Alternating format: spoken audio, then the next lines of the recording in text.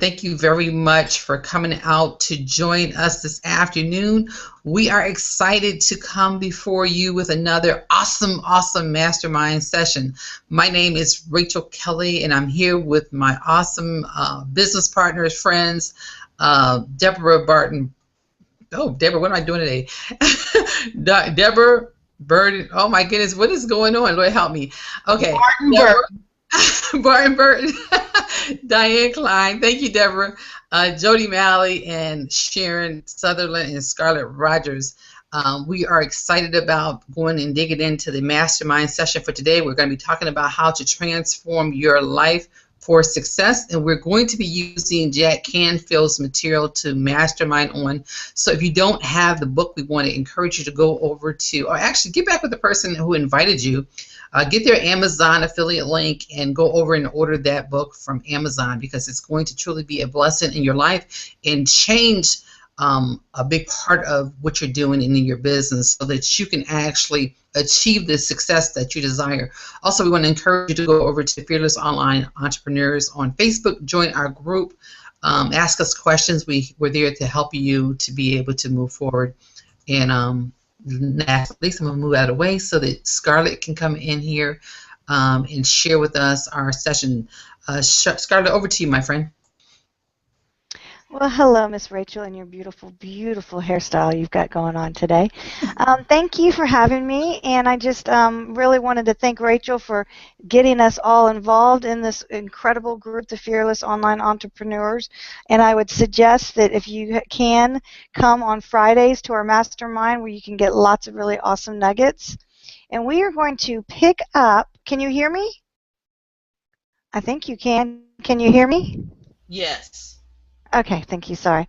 Okay, we're going to pick up where we left off yesterday, which I'm actually realizing I was the last reader. So we are going to be on page 182 for the Success Principles with Jack Canfield. And I'll go ahead and I'll start reading, and I'll discuss, and then whoever wants to read next, just message in our little box and let me know. From mailroom to producer in 4 years. If you're willing to do more than you're paid to do, eventually you'll be paid to do more than you do. Source unknown. Back when television producer screenwriter Stephen J. Cannell had 2,000 people working for him, his company would hire talented kids right out of film school to work in the mailroom and do other odd jobs. Often Cannell would hear complaints about the $7 an hour starting wage or all the overtime and think, they just don't get it. That job and their wages and my company are here for a short time in these kids' lives. While they could turn this experience into a tremendous launching pad, instead they're complaining about short-term stuff like dollars. They don't even comprehend that how high they go in life could very well be determined by how much time and effort they put in downstairs in my mailroom. Then one day, Cannell began hearing about an unusual new recruit. He was 40 years old and had been a rock and roll drummer earning over $100,000 a year in the music business. With his wife expecting a baby, he wanted off the road and was willing to take a job at minimum wage in Cannell's mailroom. Have you met the new guy, people would say? Soon everyone was talking about his work ethic, attitude, and drive.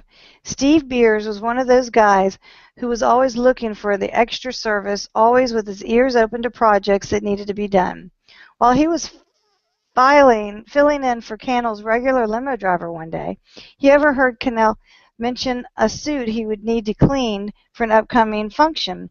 That next day it appeared, freshly back from the dry cleaners, on the hook in the limo. When Cannell asked how he got it there, he replied, I got it from your wife and had it cleaned. When he heard that his secretary needed to go get checks to the bank right away, he offered to take them on his lunch hour. When kids in the mailroom fumed about having to deliver scripts to actors' homes at midnight on the night they had a date, Beers said, give it to me, I'll do it. Yet he never asked for extra compensation or even took credit for his efforts. When two of Cannell's producers asked, on the same day that Beers made the associate producer on their new shows, Cannell enthusiastically signed him to 21 Jump Street, a huge jump up from the mailroom. A year later, Cannell moved him to the producer on 21 Jump Street, and then shortly thereafter to co-executive producer on that show and on Booker, paying him over $500,000 a year. He's not a writer, Cannell said. He really had none of the tools you would need to become an executive producer, except one. He was willing to work so hard that he stood heads and shoulders above everyone else, which showed me exactly the kind of attitude and dedication he had. Since becoming the co-executive producer for 21 Jump Street, Beers had produced numerous pilots and series, including Steven Spielberg's sci-fi miniseries Taken. Beers is currently co-executive producer of Showtime's hit Dead Like Mr. Beers. Directing credits include episodes in Dead Like Miss Me, Magnificent Seven, Sequest, and of course 21 Jump Street. What was the success principle that took Steve Beers from the mailroom to the top, from $7 an hour to $500,000 a year? He was willing to go the extra mile and exceed everyone's expectations. What could you accomplish if you're willing to go the extra mile, put in just a little extra effort, provide just a little more service? Are there circumstances in life right now where you could do more, provide better value, over-deliver, or improve on what is asked of you? Do you have the opportunity, but also the personal initiative to go the extra mile? Give more than people expect.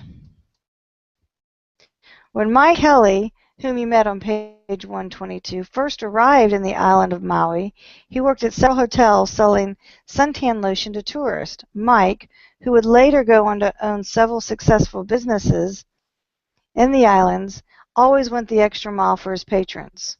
One of his products was aloe vera gel for sunburn relief. He would show them the product and then ask, "Are you familiar with aloe?" That was back in the 1980s when most Americans were not. "I'll bring some over for a few minutes to show you." Then he would leave the hotel beach, climb to the top of the large rock, and jutted out into the ocean. Cut back a piece of large aloe plant that grew there and diced it up until it emerged into jelly. He would then take the aloe leaf over to them and put some jelly on their burn. They were so impressed by his extra efforts that he always made a sale. Why go the extra mile? So what's the payoff for you? When you give more than expected, you are more likely to receive promotions, raises, bonuses, and extra benefits. You won't need to worry about job security. You'll always be the first hired and the last fired. Your business will make more money and attract lifelong loyal customers. You'll always feel that you have more satisfied at the end of the day, but you have to start now for the rewards to begin appearing. Give something that's above and beyond what is expected. If you really excel at what you do, really become a howling success in school, business, and life, do more than what is required. Always giving something extra, something that is not accepted. A business that goes the extra mile earns the respect, loyalty, and referrals of its customers. When Mike Foster ran a computer store, he never let anyone walk out of the store with a box of components. He delivered the computer, printer, modems, and other components and spent 2 hours setting up the system, getting it to work perfectly and providing training on how to use it. Mike's store dominated the Deaf Smith County, Texas computer industry. When Harv Eker sold a piece of exercise equipment, he would deliver it, set it up, and then train the person how to correctly use the machinery. Harv's company grew so fast he went from zero to millionaire in only 2 years. If you're focused only on your own needs, you may think about giving more than is expected is unfair. Why should you give extra effort without compensation or recognition? You have to trust that eventually it will get you noticed and you will receive the compensation and recognition that you deserve. Eventually, the old saying goes, the cream always rises to the top. So, will you and your company, you will earn the impeccable reputation that is one of your most valuable assets. Here's one of the few examples of giving more than is expected. A client pays you for an oil painting and you frame it for him at no extra charge. You sell someone a car and you detail it and fill it up with gas before you deliver it to them. You sell someone a house and when she moves in, she discovers a bottle of champagne and a gift certificate for $100 to a local gourmet restaurant. As an employee, you not only do all of your own work, but you also work your day off when another employee calls in sick. You take your own responsibilities without demanding more pay. You offer to train a new employee. You anticipate problems before they occur and prevent them.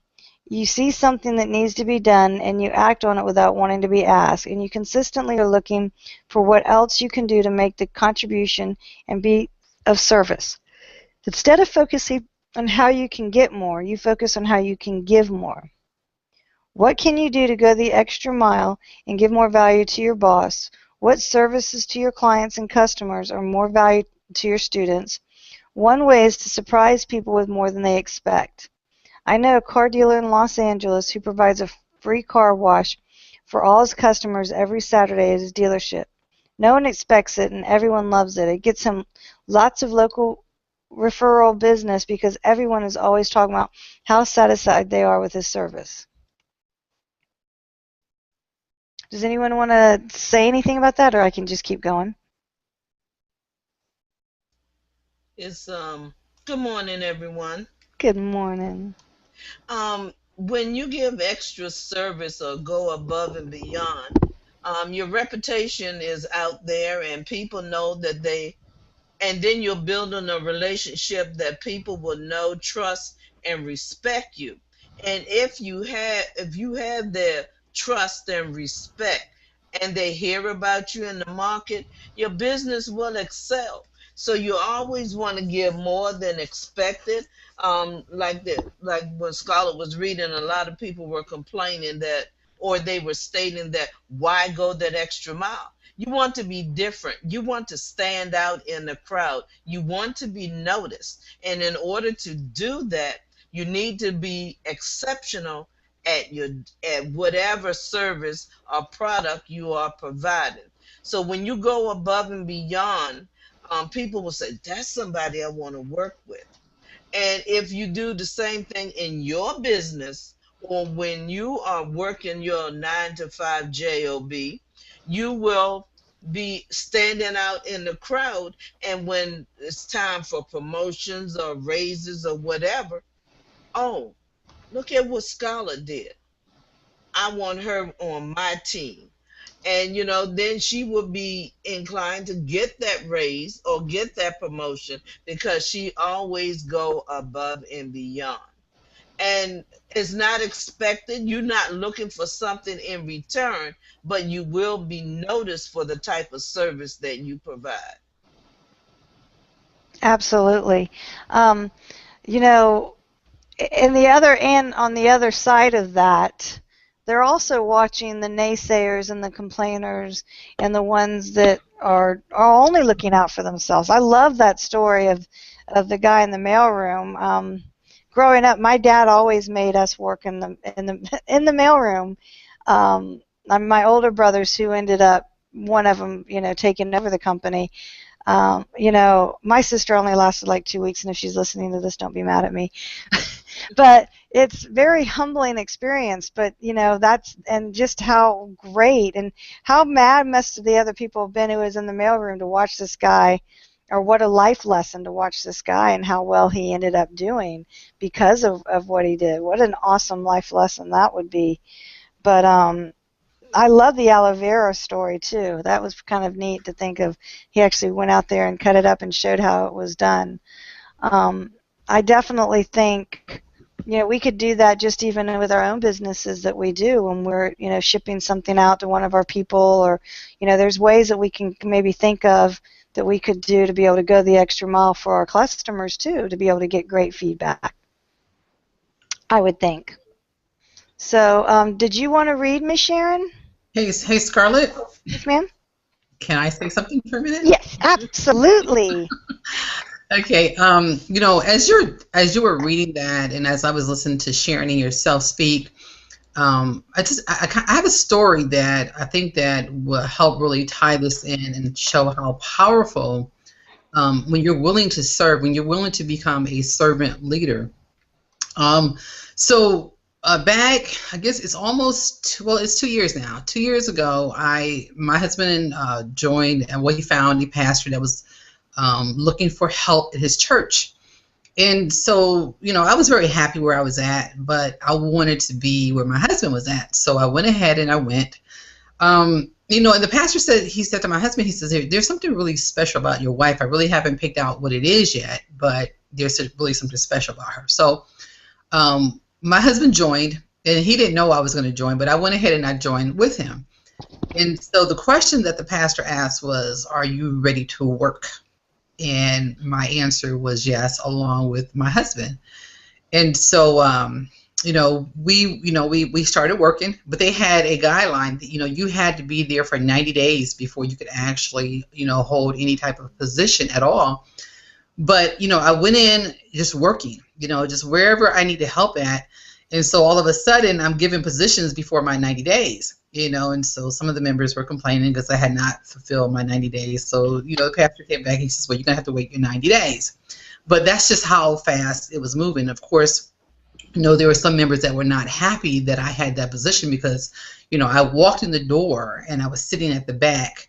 And I think maybe 4 or 5 months later, I was, in the pulpit with a mic in my hand, exhortation, just that's how powerful it is when you serve without, wanting anything in return. You just went in there and went to work.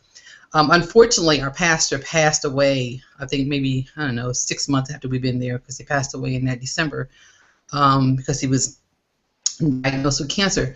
So, but in that, I look at today, 2 years later, and I asked my husband, I said, why is it, and this is what my pastor's son told me, he said, Sister Rachel, he said, that's how I started. I started out, doing the announcements, then I was MC all the time, and now I'm here a pastor preaching. I'm like, oh, okay.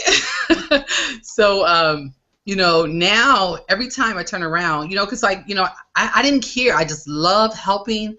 I wanted to see this church grow. I heard a lot of complaints about the church, but for me, it's not about, complaining about something. Become a part of the solution and not the problem is the type of outlook we want to take. So everything that I saw and needed done, I just, okay, let's just do it. Let's just do it, right? And so now every time we have something going on in church, now, Sister Rachel, do you want to do the MC? I'm like, and I asked my husband yesterday, I'm like, what is this thing going on about MC? And of course, it aligns up with what my ultimate desire is. My ultimate desire is to be a public speaker. So a lot of times we don't understand, how that's going to take us or what it's going to do for us. But I actually see it, seeing it happen without even, I didn't make a plan. I didn't do any of this stuff. And every time I get up there, someone out in that audience is being exposed to me, my name, who I am. So it's really, really a powerful thing to give without expecting anything in return. You just, just be willing to serve. And a book that I think that everyone should grab is called Servant Leader. Really, really powerful book. A lot of the Fortune 500 companies use this book in order to help them to be Fortune 500 companies. And it's all about serving your customer. Back to you, Scarlett. I'm done. Oh, no, that is awesome. Thank you, Miss Rachel. I'm going to jump out here, too. While we were reading this, what jumped out at me was the words, the cream of the crop, right? Or the cream rises to the top. That's what was quoted. And I think about this, and just like Rachel says, when you are put into a position that is really in line with your purpose and who you are, God just has this really cool way of aligning everything to go right for you. A few years ago, I was actually at a convention. I think it was about 300 or 400 people there. I'd never been there before. It was for a Harv T. Eker thing. And I was standing by the door waiting for my dad, because that's who I had gone with, and all of these people coming into the room, because we were early, all these people coming into the room were shaking my hand and saying, oh, we can't wait to hear you speak and stuff like that. And I just politely shake their hands too. And I'm like, yeah, nice to meet you. I mean, I was not there as a speaker. I was there as a participant, had never been there before. And the speaker actually was standing right behind me. which I didn't know. So I'm trying to untangle myself from these people and go and sit down and stuff.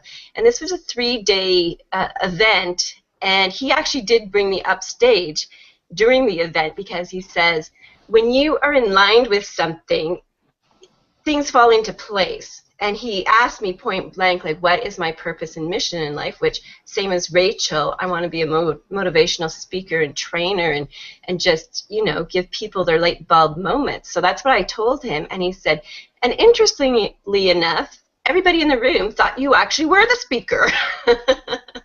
Because that's how things go about. So he had me up on stage and talking about that, and he's like, you just keep an eye on this lady. And it was shortly after that I had actually started my own radio program and speaking and just having the love of sharing and helping other people. That is awesome. Thank you so much. You guys are like on it today. Thank you for supporting me and helping everybody with all of your incredible input. Are you ready, my sweet, sweet Miss Sharon? Yes, ma'am, I am. Thank you. And I think I'm starting in the right place. The 4 seasons always go the extra mile. Yes, ma'am. Okay. The 4th season is synonymous with knock your socks off service. The hotel chain always go the extra mile. If you ask for directions from the hotel staffers, they never just tell you, they walk you there. They always treat everybody as if they are royalty. Dan Sullivan tells a story about the man who was taking his daughter to San Francisco for the weekend, but realized that he didn't know how to braid her hair the special way her mother did it. When he called the 4th season to see if there was a staff person who could help him out, he was told that there was a woman on staff who already assigned that job. It was something that management had anticipated that guests would someday need, and the hotel had it covered. Now that's going the extra mile. Another hotel chain that is noted for its outstanding service is the Ritz-Carlton. You got that right. When I arrived at my room during my last stay at the Ritz-Carlton in Chicago, there was a hot thermos of chicken noodle soup waiting on the desk. It is a little sign on it that reads chicken soup for Jack Canfield's body. It was accompanied by a wonderful card from the manager saying how much he and his staff enjoyed the chicken soup book. Notre Dame goes the extra mile. Notre Dame is another chain of stores. I'm sorry, Nordstrom. Nordstrom is another chain of stores that is known for going the extra mile. Nordstrom staff has always provided extraordinary service. Nordstrom salespeople have never ever been known to drop off merchandise to a customer on their way home from work. Nordstrom also has a policy that you can return anything at any time. Does the policy get abused? Sure it does. But as a result of this policy, Nordstrom has an extraordinary reputation for quality customer service. It is part of the company's careful guarded brand image. As a result, Nordstrom is very profitable. Make a commitment to be world-class like the Four Seasons, Ritz-Carlton, and Nordstrom's by going the extra mile and exceeding expectations starting today. Awesome. You know, my brother actually has a vacation rental company, and I spent a summer there when I was transferring back. I was helping take care of my grandmother, and so I was doing some stuff with him, and he used to do that. He'd have different types of baskets, and through talking to the, and getting to know the people, he would know which type of basket that he would deliver. And I always thought, and it was amazing every time someone would get there, and just how much, just something little like that, how you can totally change somebody's day and make them feel heard. this is, definitely going to be something that I'm going to look into with what I'm trying to, do with our business that we do. Does anybody else have any thought to that before? We're right now at 2:12:24. Does anybody have a thought to what we just read? I have, this is Lorraine. Hi, guys. Hi, Lorraine. I have a realtor friend here in my area that definitely goes the extra mile. And I know a lot of friends and people relocating, and I always refer him. Always. And when I send him a referral, I get a phone call, thank you. I get a note, thank you. We get cheesecakes around Thanksgiving just because we referred somebody. And the feedback I get from the people that I send him is outstanding. That's how you do business. Now, being in the insurance field, it's like, ugh, insurance, oh, that's horrible. And I have those days, especially lately. But when I have somebody leaving me, either, with such thankful, I've never known that. I did not know that about my policy. Educating people about what they have. Switching their policies to get them a better deal, and actually putting over $600 a month back in their income, leaving my office crying in thanks. I mean, that's what it's all about. That's the reason I do insurance. Technically right now on the side, really, but it's that gratitude. I mean, I don't understand why anybody would be in business for any other reason. I'm not all I'm about glad money, right?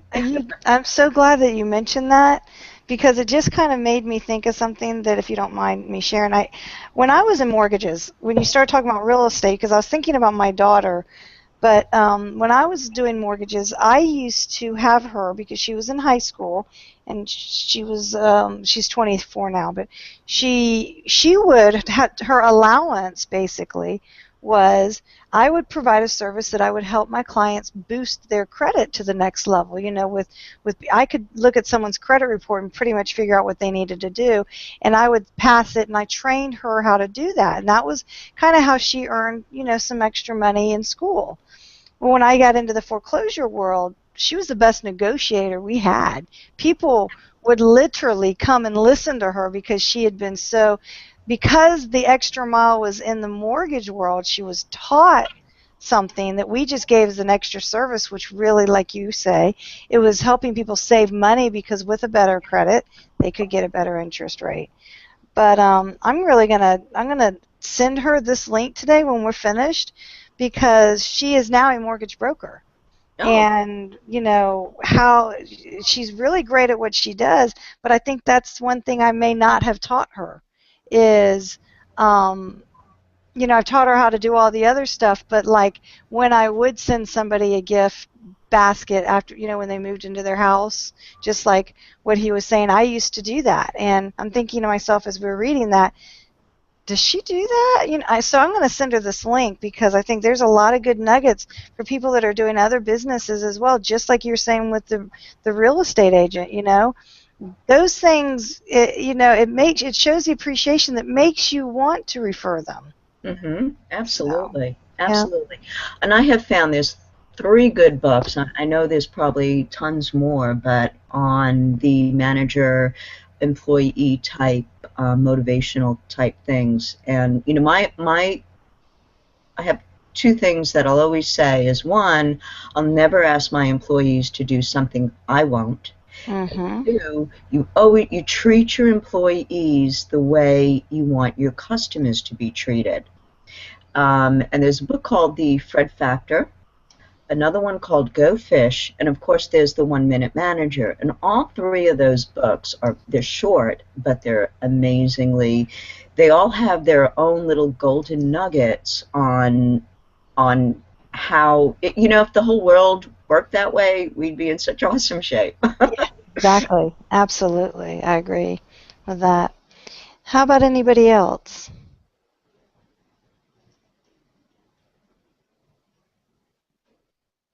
Okay. Well, I'm trying to think, do we want to continue? It is 12:29. We could start the next chapter now, or we could, um, do we want to move on to the next chapter, Miss Rachel? Scarlett, I actually think that this is probably a good place to stop, and we can pick Mm-hmm. up tomorrow. That's what I was thinking. Okay.